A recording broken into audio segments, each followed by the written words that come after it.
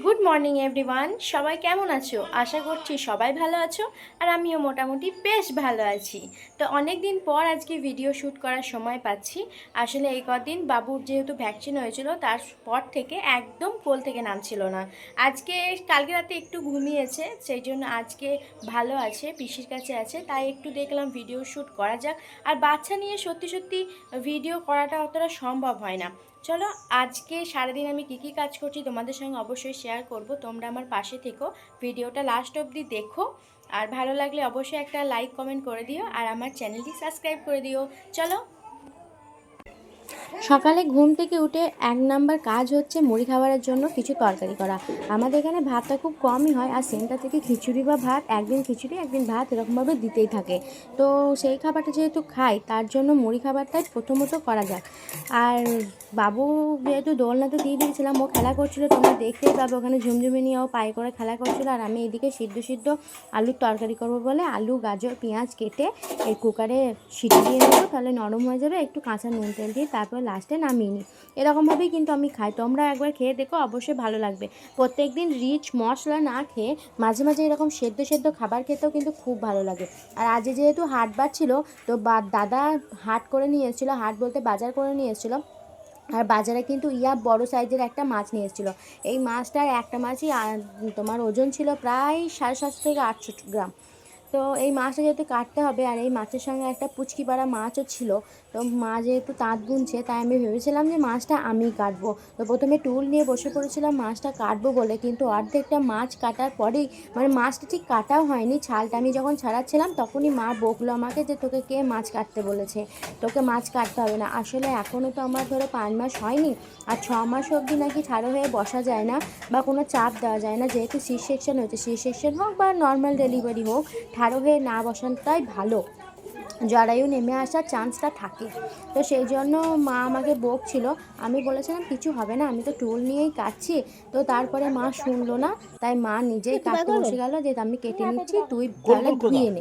তো আমি কেটে, মা তো কেটে দিয়েছিল, কাটার পরে আমি এগুলো ধুয়ে নিয়েছিলাম। আর ধোয়ার পর না নুনটা যে মাখাতে যাবো, আর বাবু কেঁদে উঠলো, সেই জন্য আমি আর হাত ধুয়ে এসে আর ওটা নাড়িনি, ওই সমেতে রেখে দিয়েছিলাম। তারপরে বাবুকে একটু ব্রেস্ট ফিড করিয়ে ওকে খেলতে দিয়ে দিয়েছিলাম। আর আমার যা তক্তার অবস্থা এখন বিছানায়, আর একদমই মানে ভালো অবস্থা নেই, যতই গোছ করি ততই কিন্তু ওলট পালট হয়ে যায়। এদিকে বাবু তো খেলা করছিল সকালবেলায়, যেদিনকে বাবুর ঘুমটা ফ্রেশ হয় না, অনেকক্ষণ রাতে ঘুমায়, সেদিন কিন্তু সকালটা ওর খুব ভালো থাকে, সারাক্ষণ খেলা করে। অনেকক্ষণ খেলার পরে সকালে স্নান করিনি, কিন্তু কাপড় ছেড়ে পুজো দেবো বলে ফুল তুলে নিয়ে আসলাম। এই যে ফুল তুলে নিয়ে আসলাম, বাসনগুলো ধুয়ে নিলাম, আর এখানে ঠাকুর পুজো করে নেব। তারপরে হচ্ছে জলখাবারের খাবারটা খাবো। ফুলগুলো দেখছো সব কিন্তু আমাদের বাড়ির ফুল। এখানে আছে শ্বেত জবা আর নীলকণ্ঠ ফুল, ওটাকে অপরাজিতাও বলে অনেকজনা। আর এটা সাদা ফুলই বলি আমি, কি নাম আমি ঠিক জানি না। তো এখনও গাঁদা ফুল আছে আমাদের বাড়িতে, নয়নতারা আছে, আমি ওগুলো তুলে নিই। গাছের ফুল দেখতে ভালো লাগে, যতটুকু পুজোর জন্য লাগে আমি ততটুকুই তুলি। চলো ঠাকুরকে জলটা দিয়ে দিই। ঠাকুর পুজো করার পর কিন্তু আমি মুড়িটা খাবো। আর আমাদের বাড়িটা যেহেতু এখনও রং করে কমপ্লিট করা হয়নি, তোমরা দেখতেই পাচ্ছ, তার জন্য আলাদা কোনো ঠাকুরঘরও করা হয়নি। এটা তো আমার বাবার বাড়ি, আমার শ্বশুরবাড়িতে আলাদা করে এখনও অবধি ঠাকুরঘর করা হয়নি, কিন্তু রংটা করা কমপ্লিট হয়ে গেছে। তো ভবিষ্যতে প্ল্যানিং আছে যে উঠানের দিকে একটা পার্সোনালভাবে ঠাকুরের ঘর করার।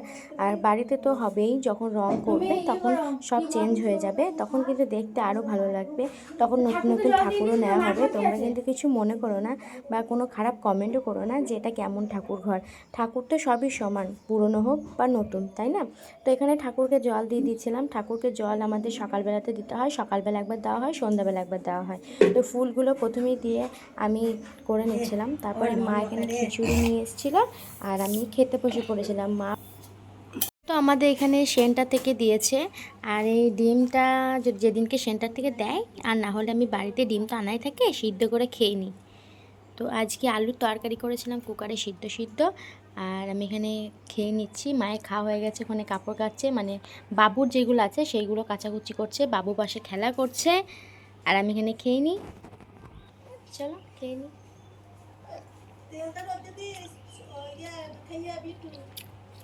বেশ, বাবু যখন পেটে ছিল তখন আমি খিচুড়িটা একদমই খেতে পারতাম না, একদম ভালো লাগতো না, কারণ সিদ্ধ সিদ্ধ ছিল তো। এখন কিন্তু ভালো লাগে খেতে। চলো আমি খেয়ে নিই। বাড়িতে তো টুকিটাকি কাজ হয়ে গেল, এবার তো খুব গরম করছে আর মা এখানে রান্না বান্না সব করবে। তো এখানে রান্না করলে না একটু অসুবিধা হয়। আর বাবুকে নিয়ে আমি সবসময় এই সময়টা একটু ঘুরু ঘুরু করতে যাই। এই তো বাবু এইদিকে আমি ওকে রেডি করে দিয়েছি, আর এখন একটুখানি ঘুরু ঘুরু করতে যাব। আর কিছুদিন পর তো ঘোরা হবে না, কেননা ও বাড়ি চলে যাব, দিন হয়ে গেছে। চলো আমরা ঘুরতে যাই। বাবুর তো 3 মাস কমপ্লিট হয়ে গেছে, আর এদিকে গরমটাও কিন্তু বেশ পড়েছে। দুপুরের দিকে এত গরম পড়ছে যে ফ্যানটা চালাবো না মনে করলেও কিন্তু বাবু এত ঘেমে যাচ্ছে যে ফ্যানটা চালাতেই হচ্ছে। ফ্যান ছাড়া ওকে রাখাই যাচ্ছে না। আবার ঘাম বসে গেলেও তো একটা সমস্যা, ঠান্ডা লাগার ভয় থাকে। তো সেই জন্য ওকে হালকা করে ফ্যান এখন দিচ্ছি, আর সঙ্গে একটু মিষ্টির জল দিচ্ছি, মানে তাল মিষ্টির জলটা গরম করে দিয়ে আবার ঠান্ডা করে দিচ্ছি। তো ওখানে জলটা খাইয়ে দিলাম। তারপর আজকে দুপুরের এই রান্না করেছে মা। আমরা তো ঘুরতে গিয়েছিলাম, তারপরে এলাম, মা চান করে দিল বাবুকে। এখানে উচ্ছে আলু সিদ্ধ, আর এখানে ডেলোর ফুল, ধনেপাতা, টমেটো দিয়ে চাটনি। আর এখানে ওই যে মাছটা কাটছিলাম, মাছের লেজা নিয়েছি, কচু, পেঁপে, সজনে ডাঁটা, ওটা আমাদের গাছের, দিয়ে একটা হালকা করে ঝোল। এখন তো হালকা ঝোলই খাচ্ছি, তো খেয়ে নিই। বাবু যখন খেলা করে দেখতে কিন্তু খুব ভালো লাগে।